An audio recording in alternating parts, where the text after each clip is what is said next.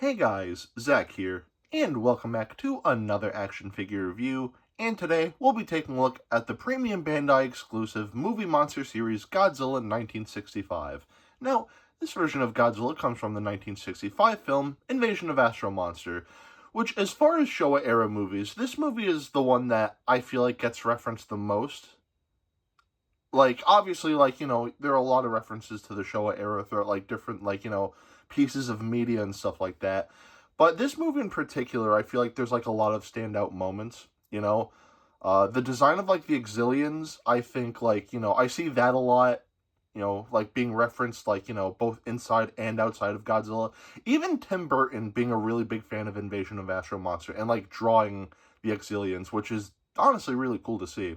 Obviously, you have the Godzilla dance, which, take that as you will. And this is also the first and so far, I believe, the only movie where Godzilla has been in space. Maybe this will be dated by the time Godzilla X Kong Supernova comes out, but as far as I'm concerned, I believe. There might be a manga or something where Godzilla went into space, but as far as the movies go, I do believe Invasion of Astro Monster is so far the only time when Godzilla went into space. So there's definitely a lot in this movie that I see, get talked about a lot when it comes to the Showa era of Godzilla. As far as my thoughts go, I like it. I don't love it. It's not one of my favorites, but still, I do think it's a really enjoyable movie. Obviously, the soundtrack by Akira Ifukube is a huge standout. Godzilla's design here, I prefer his design in Mothra vs. Godzilla and Ghidorah the Three-Headed Monster, but still, as is, it still looks really good. And overall, I think it's a solid movie. I don't love it, but I like it. I think it's a good enough movie. That being said, I have been rambling on for far too long now. Let's just get into it. Now, because this is a premium Bandai exclusive, this figure will not come with a tag. Instead, this figure will come in a proper box. And for the front here, we have a nice picture of the figure itself. Movie Monster Series, Godzilla 1965. At the corner here, we have Bandai, Godzilla, Godzilla 2026, and some legal information here. And right here, on the top, we're just going to get the movie poster, Movie Monster Series, with some nice sort of stone sort of texturing here, which looks cool. On the side, we have a picture of Godzilla from Invasion of Astro Monster, Movie Monster Series, Godzilla 1965. On the other side, it's going to be the same thing, but just a different picture of Godzilla from Invasion of Astro Monster. On the back, we're going to have another picture of the figure, Godzilla 1965, and some legal information. Nothing at the bottom. And that's pretty much it for the packaging on this figure. Now going back to the figure itself, to start, we'll take a look at the paint.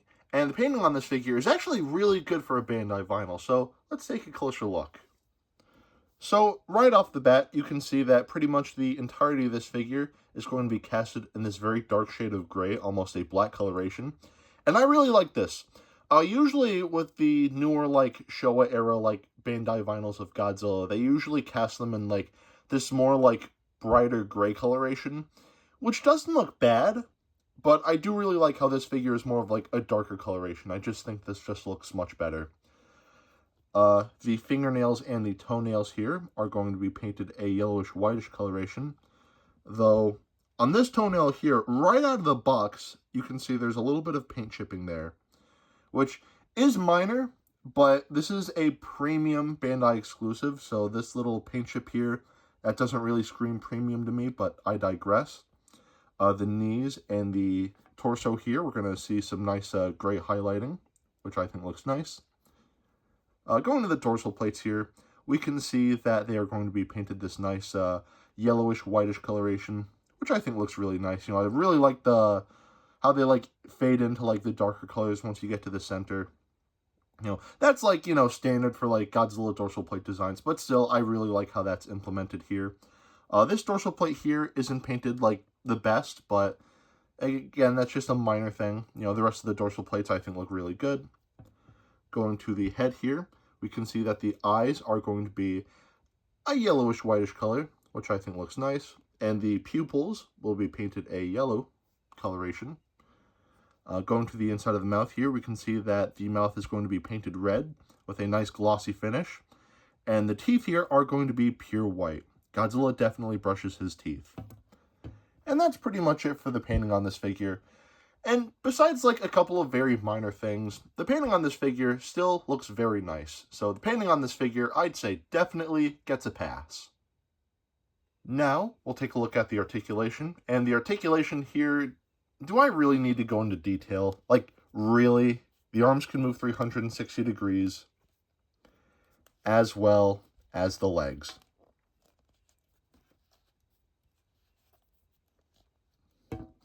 Not a whole lot to say. You know, this is a Bandai vinyl. Like, I say this all the time. What else do you expect? It's fine. It gets a pass. Now, we'll take a look at the sculpt, and the sculpting on this figure, I think is pretty much perfect. I think this is a great representation of how Godzilla looked in Invasion of Astro Monster. As far as the proportions go, everything here looks great. Nothing looks too big or too small or too out of place. Overall, the sculpting on this figure is very good, and just as a side note, this is technically not a new figure. Like, this release is new, but this figure actually came out back in 2004, with a different paint scheme. But this figure was a part of the 50th anniversary memorial box set that came with a bunch of other, like, Bandai vinyls, which goes for crazy money. So I can't afford it, so obviously, like, I can't really buy it. It's $1,000 on eBay. Maybe it's cheaper on sites like Buy or From Japan, but still, it's a lot of money, and it's money that I don't really want to spend on Godzilla toys, but I digress. Still, though, the sculpting on this figure is still really nice after all of these years, so the sculpting on this figure, I'd say, definitely gets a pass. Now, we'll take a look at the detailing, and the detailing on this figure is very nice. So, starting off at the head here, we can see all of the ridges and all of the bits of detailing in the face here, I think is detailed very nicely. Everything here is very nicely defined. And throughout the body here, we just get the traditional Godzilla scaling. And all of the scales here are detailed very nicely throughout the body. And all of like the creases and folds like in the skin here really gives off that guy in a suit feel. And I really like that here. You see that in the neck here, a little bit in the torso. Yeah, just a lot of really nice scaling here. Just a lot of really nice like creases and folds and whatnot. And then once you get to the tail here, again, just more like creases and just more scaling here, which just looks really nice. The underside, again, just some more creases and folds and whatnot. The underside of the feet here, Bandai 2003, made in China, so that's, more proof that this is an older mold. The dorsal plates here have some really nice detailing as well. Again, all of like the ridges on the sides here, just looks really nice. And yeah, that's pretty much it for the detailing on this figure. And overall, the detailing on this figure is very solid. So the detailing here, I'd say, definitely gets a pass. Now, we'll do some size comparisons. To start, here we have the Bandai 50th Anniversary Memorial Box Godzilla 1954. Some figures in this box set are a little more affordable than others. I only paid $40 for this guy, but I know there are other figures in that box set that go for like... I know they used to. They used to go for like $200, $250. Some of them are crazy money, but thankfully, Godzilla 1954 here was one of the cheaper ones. Here we have the Godzilla Store exclusive Movie Monster Series Godzilla 1964. Here we have the Bandai Movie Monster Series Godzilla 1971 and/or Godzilla 1968. And of course, here we have some hand sanitizer. And here we have Dr.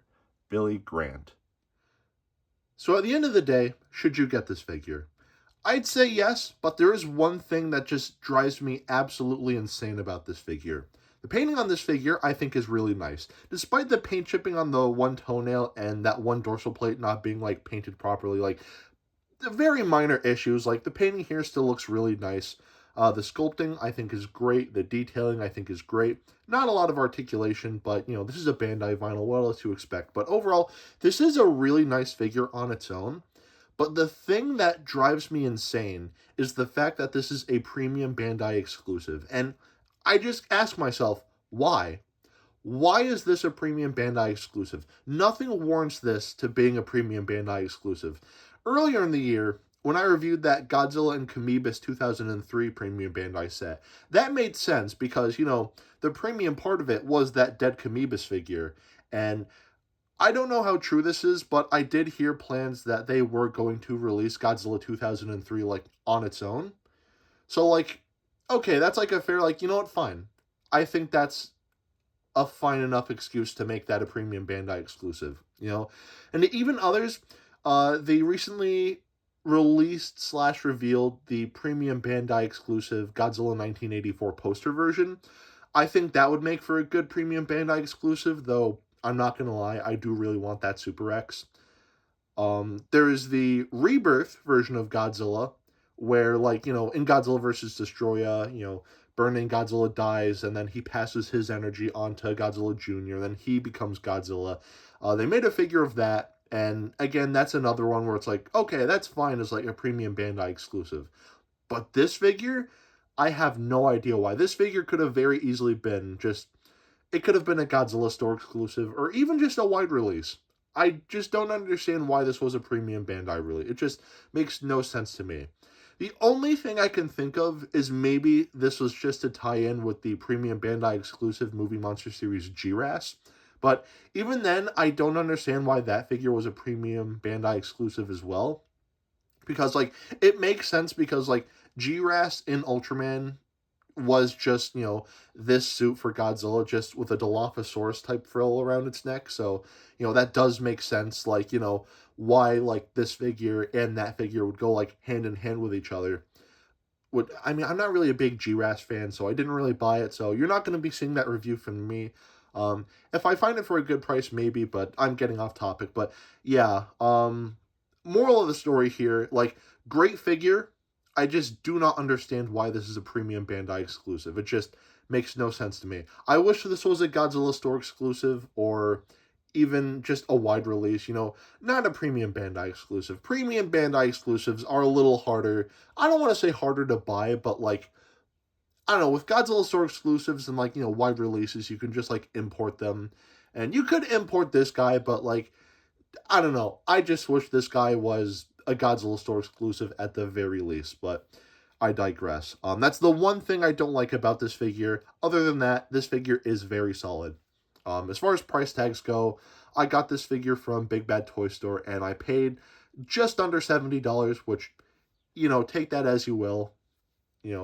I like this figure, despite it being a premium Bandai exclusive. This figure is still really nice, and I do recommend that you pick it up, but just, again, the fact that this is a premium Bandai exclusive, like, nothing warrants it. And that's what drives me crazy, but I digress. Anyway, that is it for today. Have a great rest of your week, and I will see you in the next video. Peace, Zack out.